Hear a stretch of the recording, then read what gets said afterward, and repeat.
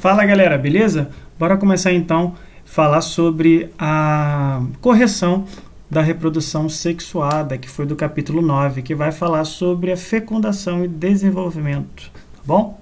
Então bora lá. Então temos essa primeira questão que vai falar o seguinte: os seres humanos podem ser exemplo de fecundação com isogamia? Por quê? Galera, a fecundação com isogamia significa que os gametas masculinos e os gametas femininos, eles são semelhantes no tamanho e no comportamento, tá? Vamos lá, o gameta masculino e o gameta feminino, eles são do mesmo tamanho? Eles têm o mesmo comportamento? Não. Então ele não pode ser considerado como isogamia, tá? Ele pode ser considerado como oogamia, tá? Então os gametas humanos são exemplo de oogamia, no qual os gametas masculinos são menores, eles são móveis e mais numerosos, tá? Enquanto os gametas femininos, né, humano, são bem maiores, tá? E eles são fixos, eles são imóveis, tá bom? E o número é único, tá? Em menor número, tá bom? Essa parte de isogamia, heterogamia e oogamia, ele está disponível lá na primeira página, tá bom? Isogamia tem o mesmo tamanho, mesma forma, tá? Mesmo comportamento. Heterogamia são diferentes, né? Que é o caso da oogamia, tá bom? Então, heterogamia e oogamia praticamente são a mesma coisa, tá? Número 2. Cite pelo menos duas características de fecundação interna que viabiliza o desenvolvimento das espécies. Então, aí é com vocês, vocês podem citar as duas formas que vocês quiserem, de fecundação interna. Então, aqui tem uma sugestão, que é a alta taxa de fecundação. Temos aí o espermatozoide, que localiza-se muito próximo aos gametas femininos, tá? Tem a menor incidência de ação dos predadores, cuidado parental com os filhotes, o que viabiliza condições favoráveis para o desenvolvimento e a sobrevivência da prole. Então você vai colocar aí característica da fecundação interna, que é de vocês, entendeu? Vocês escolhem, tá? Coloquei esses daqui para colocar como exemplo, tá? Então vamos lá, próxima questão. Beleza, deixa eu só abordar isso daqui rapidinho. Galera, essa página aqui, ela é muito interessante para os dias que a gente está vivendo hoje, tá? A questão da incidência de fake news e a ciência, tá? Isso é completamente perigoso, tá, galera? A gente faz ciências, tá? Para poder explicar de uma forma melhor e que seja verídico, tá? E que dá para eu reproduzir que aquilo ali está eficaz ou não, entendeu? Então, é necessário sim que vocês deem uma lida nesse texto, questões de fake news, pesquise sempre, tá? Qualquer informação que você receba, procure alguém da área, né? Se você não sabe de ninguém da área, procure um professor, tá? Tire uma dúvida, coloca na internet, procura na internet de fontes seguras, tá bom? Para vocês entenderem sobre o processo, tá? É o caso, como eu já havia abordado com vocês, o uso do álcool, né? Falaram que o álcool não funciona, tá? Só que o suco de limão funciona. Calma aí, qual é a evidência disso? Vamos pesquisar, vamos saber se realmente o álcool funciona ou é o suco de limão que funciona, entendeu? Então são essas coisas que a gente tem que tomar cuidado, tá bom? Lembrando que às vezes você pode compartilhar tal informação com Joãozinho, com Mariazinha, tá? E que essa tal informação o Joãozinho e Mariazinha não sabe. Aí Joãozinho e Mariazinha, que não tem o costume de pesquisar, de procurar saber e não tem a informação correta, Joãozinho e Mariazinha vai compartilhar. E assim vira uma reação em cadeia. Então aí é onde que surge o problema das fake news, tá bom? A gente já não sabe mais o que é verdade, tá? Então basta a gente pesquisar, tá? Então vamos lá na página 59 e vamos nas questões. Quais as diferenças entre os animais vivíparos, ovíparos e ovovivíparos? tá? Quanto à nutrição do embrião. Quanto à nutrição, os vivíparos, né? A gente sabe que vive dentro do corpo do ser humano, então o desenvolvimento é interno. Os ovovivíparos, tá? E os ovíparos, eles têm nutrição dentro lá do interior da... Nossa, dentro do interior, já é redundante, né? Não? Então, dentro do ovo, na verdade, o desenvolvimento fica no interior dos ovos e os animais consomem aquilo dali, beleza? O que tem dentro do ovo.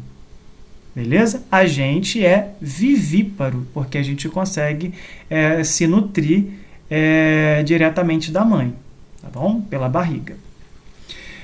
2. Por que o surgimento de ovos com casca durante o processo de evolução dos seres vivos foi uma característica adaptativa, que trouxe benefícios, em especial na ocupação dos ambientes terrestres? Porque na presença de casca forneceu maior proteção aos ovos contra a desidratação. Lembrando que naquela época era muito quente, beleza? A temperatura era completamente diferente, tá? Ou quente ou muito frio, beleza? E também para a proteção daquele ser, beleza? Continuando, temos então, aqui não... Temos aqui na página 62. Número 1. A reprodução é um aumento do número de células ou organismo, seja eles unicelulares ou pluricelulares. Crescimento é um aumento do tamanho. Todas as espécies de organismo crescem e se reproduzem, embora os detalhes de como fazem isso variem. Quer dizer, biologicamente, o sexo é inteiramente distinto da reprodução. Sobre a reprodução sexuada e reprodução assexuada, realizada pelos seres vivos, pode-se afirmar que a reprodução sexuada é a união entre gametas de um ou mais indivíduos, beleza? Show? 2. Leia a tirinha e faça as atividades propostas. Minhocas são hermafroditas. Beleza, e a minhoquinha aqui foi se encontrando com a outra. Você vem sempre aqui, ela olhou para o rabo, né? O que significa dizer que a minhoca é hermafrodita? Significa que ela é um ser, né, monóico, ou seja, ela tem os dois sexos, beleza? B. A ideia dessa minhoca em se autopaquerar ocasionará algum resultado em relação ao seu modo de reprodução?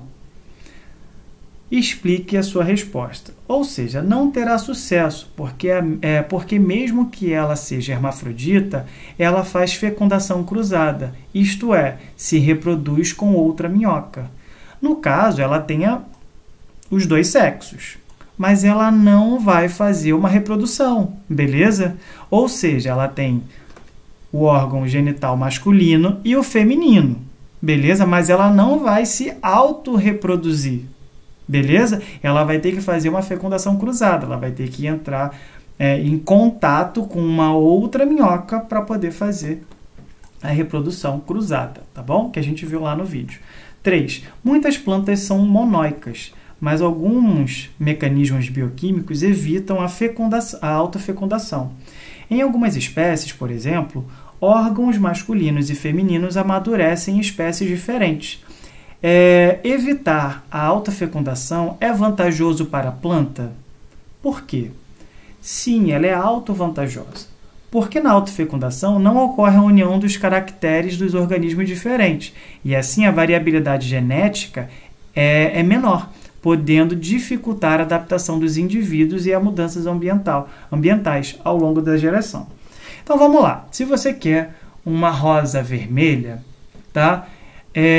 Você pode fecundar ela com uma rosa amarela, beleza? Mas aí diante da genética, galera, você vai ter tantas porcentagens de rosa rosa, né, de rosa vermelha e de rosa amarela, ou de rosa branca também, a gente pode ter.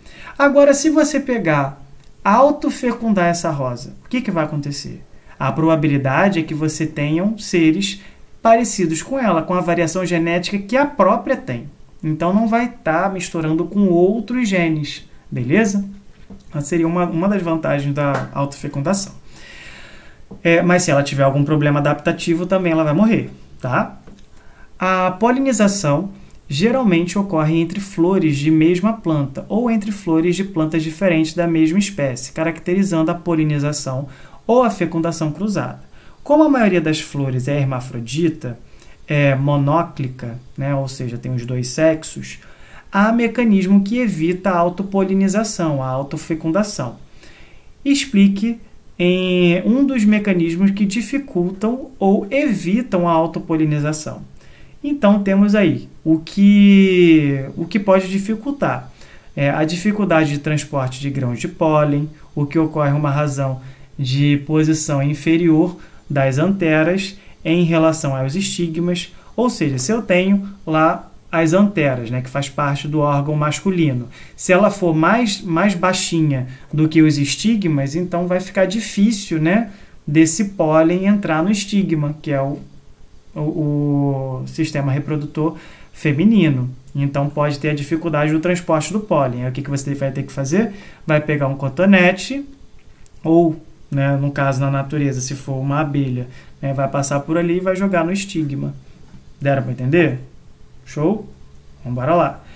Qual a importância do mecanismo que evitam a autofecundação? Tá? O que impede, né, a variabilidade genética, uma vez que uma flor fecundada não conterá informações genéticas de outros indivíduos, ou seja, a informação que uma tem, a outra não vai ter. Tá? Então, impede essa variabilidade genética, tá? Que é importante, porque garante às espécies maiores chances delas se adaptarem às mudanças ambientais. Lembra que eu falei da rosa? Show? Vamos lá. 5. As angiospermas constituem um grupo de plantas mais abundantes do planeta. Tá? Elas surgiram há cerca de 130 milhões de anos e são bastante comuns no dia a dia, como aproximadamente 250 mil espécies espalhadas pelo mundo. Cite algumas características que contribuem para que essas plantas dominassem o ambiente terrestre. Vamos lá. Quem são, na verdade, as angiospermas? A gente retorna aqui, tá? E a gente verifica aqui, ó, reprodução sexuadas em vegetais. A gente vê que as gimnospermas são aquelas que não têm presença de fruto e nem de flor, beleza? Então, somente é aquelas que têm a semente, beleza? Então, temos aqui um exemplo de gimnosperma. E as angiospermas são aquelas que têm presença de flor e de fruto, tá? Onde a semente está dentro do fruto, beleza? É o caso da maçã, tá? Que é mais comum da gente ver, tá? A banana também é um exemplo de gimnosperma, tá bom? Vamos lá. Algumas características são algumas características são independência de água para que ocorra a fecundação, então não é necessário água, tá? Simplesmente o fruto cai no chão, o fruto apodrece, a semente entra no solo e assim a gente tem aí germinação. Produção de néctar por algumas flores, tá? O que aumenta a chance de polinização, tá? Por atrair os animais. A presença de frutos que protegem as sementes e também aumentam as chances de dispersão por atrair animais que realizam esse procedimento. Tá? Então, galera, a nossa aula de correção foi essa. Espero que vocês tenham entendido. Qualquer dúvida, vocês podem mandar pelo meu WhatsApp, que eu vou estar sempre disponível, tá bom, galera? E até a próxima!